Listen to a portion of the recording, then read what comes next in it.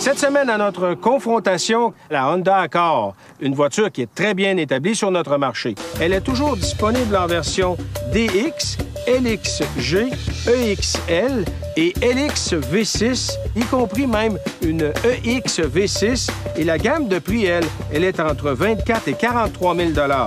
Le modèle d'essai que nous avons est équivalent, sauf qu'on a le cuir à l'intérieur en plus et le prix de la voiture est de 30 000 $ pour la Honda Accord.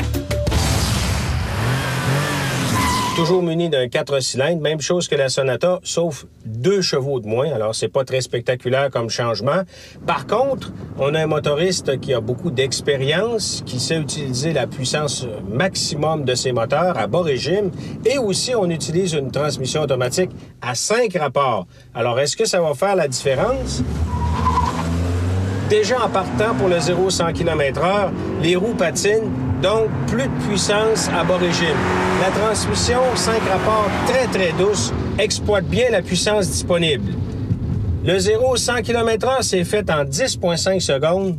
C'est ça, 1,2 seconde de moins que la Sonata. Définitivement que le rouage d'entraînement est beaucoup plus performant sur la Honda Accord.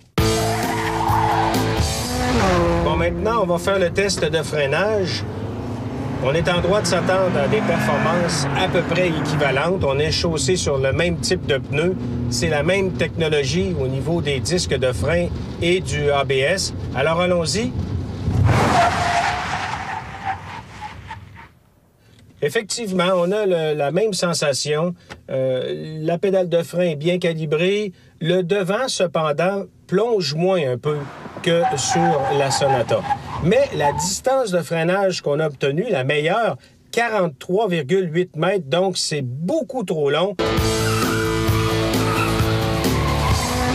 Bon, allons-y maintenant en slalom.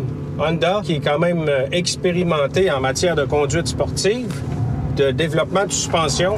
Et effectivement, la voiture roule moins, tangue moins et la conduite répond mieux. À ce niveau, c'est un avantage à comparer à Hyundai. Mais attention, lorsqu'on tient compte de tous les éléments, les deux voitures sont très près. Donc, je répète, un léger avantage pour Honda en matière de conception, de suspension et surtout d'efficacité au niveau de la stabilité routière.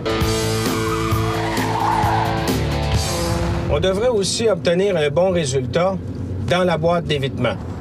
Alors, allons-y tout de suite. 50 km/h, j'évite, je tourne. Et effectivement, on a une bien meilleure réaction. La voiture est plus stable. Elle roule moins et elle tangue moins aussi, ce qui est très important dans ce genre de manœuvre. D'ailleurs, la distance de freinage pour sortir de la boîte et reprendre la direction originale, 6,7 mètres. Définitivement, c'est beaucoup mieux à ce niveau chez Honda.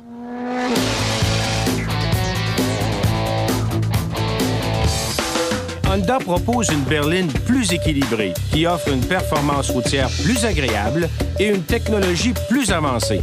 Sa valeur de revente exceptionnelle est un autre atout qui lui confère un rapport qualité-prix sans égal.